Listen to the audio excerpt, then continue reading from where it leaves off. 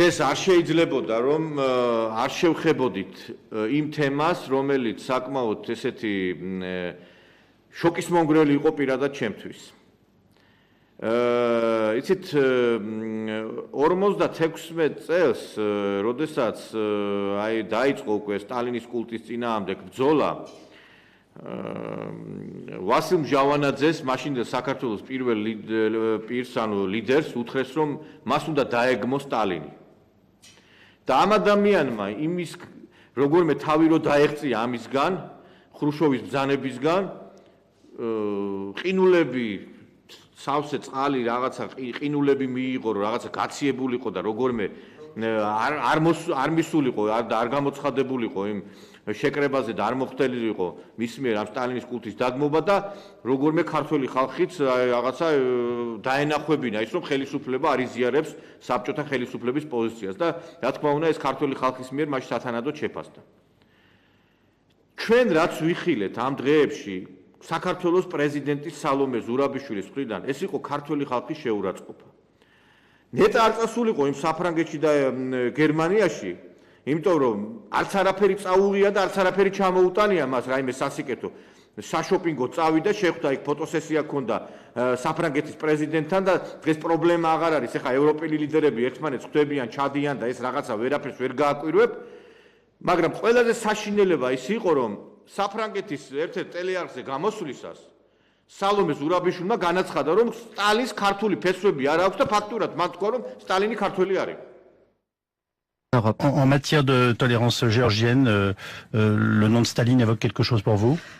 Ça évoque un dirigeant soviétique. Vous le privez de ses racines géorgiennes? Oui. Pourquoi? Parce que justement, dans ses comportements, lui-même se considérait, vous savez qu'il ne parlait pas, il refusait de parler le géorgien, oui, il parlait très mal le russe, avec un fort accent. Il venait aussi rarement que possible en Géorgie, et il se considérait comme un dirigeant impérial. ეხლა რა თქმა უნდა ეს ფრანგულად იყო, მაგრამ ტიტრები იყო და თქვენ შეგეძლოთ ტიტრებისთვის გედევნებინა თვალყური. როდესაც დაუსვა კითხვა ფრანგმა ჟურნალისტმა, რომ თქვენ უარსეუნებით სტალინის ქართულ ფესვებზე, მან თქვა კიო, ანუ ის ქართველი არ იყო. ეხლა ვიღაცამ შეიძლება თქვას, როგორც ყოველთვის ჩვევია, რომ სალომე ზურაბიშვილმა სხვა რამე იგულისხმა. ეხლა სალომე ზურაბიშვილი თავს უფრო ფრანგად მიიჩნევს და ფრანგული ენა მისთვის უფრო მშობლიურია ვიდრე ქართული და ეხლა აქ რა ვიცი მე როგორ შეიძლება ამ ხალის გამართლება და კიდე ერთი ნახეთ ალბათ ტიტრში რომ ისო ქართულად არ ლაპარაკობდაო.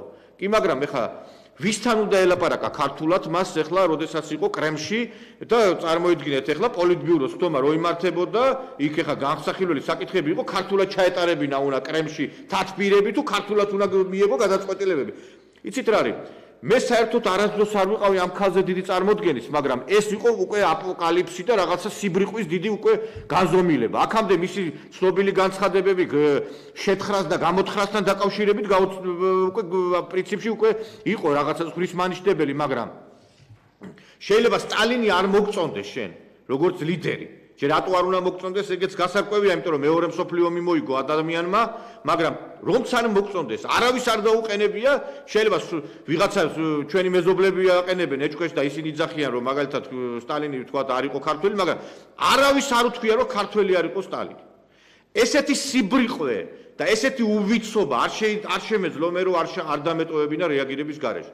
და ქალბატონო სალომე ჯობია პირზე სკოჩი აიკრა და საერთოდ არ ილაპარაკო და კუკლა ბარბისავით იდოთ აი პრეზიდენტის სავარძელში და უფრო მეტი შეიძლება ნაკლებად გამაღიზიანებელი იყოს ქართული ხალხისთვის ეს. იმიტომ რომ ეს არის ქართული ხალხის შეურაცხყოფა, როდესაც ადამიანს რომელმაც ამხელა გარდატეხა მოიტანა მთელ მსოფლიოში და დიდი პროცესები და დღესაც აქტუალურია სტალინი, ეხლა წარმოიდგინეთ ეს მისი განცხადება როგორ იქნება აწაცებული მსოფლიო მედიის მიერ. საქართველოს პრეზიდენტი იძახის სტალინი ქართველი არ იყო და ჩვენ აღარ ვთქვათო. აი წარმოიდგინეთ რამდენს მისცა სპეკულაციის საფუძველი აი ამ უვიცმა ქალბატონმა.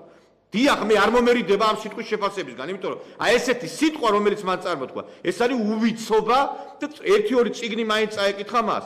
ეხლა ვიღაცამ შეიძლება თქვას, რომ აი ცნობილი ფრაზა გაიხსენოს, რომ აი სტალინმა ადრე რაღაცა თქვაო, რომ მეო წარმოშობით ისაო რა ქვია რუსი ვარ წარმოშობით ქართველიო რაც აბსურდია ეს არის გაყალბება არც ერთ ისტორიულ დოკუმენტში ესეთი რამ არის მხატვრულ ფილმებშია გამოყენებული და არცად არ ოფიციალურ დოკუმენტებში ესეთი რამე არცად არ წერია და ამის დასტურია პატარა სიუჟეტი სადაც მე ქრონოლოგიას ესე იგი არის დაცული 24 მაისს 1945 წლისა როდესაც გენერლებს შეხვდა სტალინი აი იქ იყო ნათქვამი რუსი ხალხის ქებადიდებაზე იყო ლაპარაკი და იმ სტენოგრამაში რომელზეც ახლა კითხულობს აი ეს ერთ-ერთი პიროვნება რომელიც აი ამ სტენოგრამას გვაცნობს არავითარი სიტყვა არ თქმულა იმის შესახებ რომ ის რაღაცა რუსია და ქართველი არა 24 мая 1945 тост произнесенный на Кремлевском приеме. В стенограмме тоста больше, чем в газетном варианте. Поэтому я читаю полностью. Товарищи, разрешите мне поднять еще один последний тост. Я хотел бы поднять тост за здоровье нашего советского народа и прежде всего русского народа. Бурные и продолжительные аплодисменты, крики «Ура!». Я пью прежде всего за здоровье русского народа, потому что он является наиболее выдающейся нацией из всех наций, входящих в состав Советского Союза. Я поднимаю тост за здоровье русского народа потому, что он заслужил в этой войне общее признание как руководящей силы Советского Союза среди всех народов нашей страны. Я поднимаю тост за здоровье русского народа не только потому, что он руководящий народ, но и потому, что у него имеется ясный ум, стойкий характер и терпение.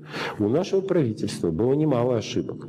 Были у нас моменты отчаянного положения в 1941-1942 годах, когда наша армия отступала, покидала родные нам села и города Украины, Белоруссии, Молдавии, Ленинградской области, Прибалтики, Карело-Финской республики. Покидала, потому что не было другого выхода. Иной народ мог бы сказать правительству: вы не оправдали наших ожиданий, уходите прочь, мы поставим другое правительство, которое заключит мир с Германией и обеспечит нам покой. Но русский народ не пошел на это, ибо он верил в правильность политики своего правительства и пошел на жертву, чтобы обеспечить разгром Германии.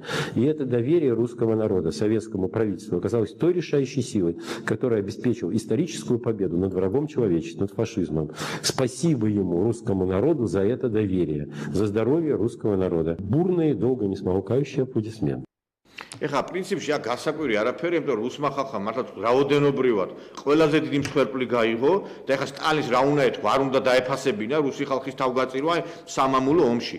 და ეხა აი ზოგიერთ მხატვრულ ფილმში გამოყენებულია, დამახინჯებულია ეს აი ამ შეხვედრის სტენოგრამა, რომ თითქოს სტალინის სხვა რამეს იძახის და ზედმეტი მიაწერეს სტალინის გამონათქვამს და იმიტომ წარმოგიდგინეთ ეს სრული სტენოგრამა 1945 წლის 24 მაისის, სადაც მხოლოდ და მხოლოდ ქებადიდებაა საუბარი რუსი ხალხის, არ იქ საერთოდ არ არის ლაპარაკი, რომ თქვათ სტალინი საუბრობს იმის შესახებ, რომ ის არის რუსი წარმომავლობით ქართველი ადამიანი. ესეთი რამე არ თქმულა და ამის დამადასტურებელი წარმოგიდგინეთ ჩვენ აი ეს მტკიცებულება. დღეს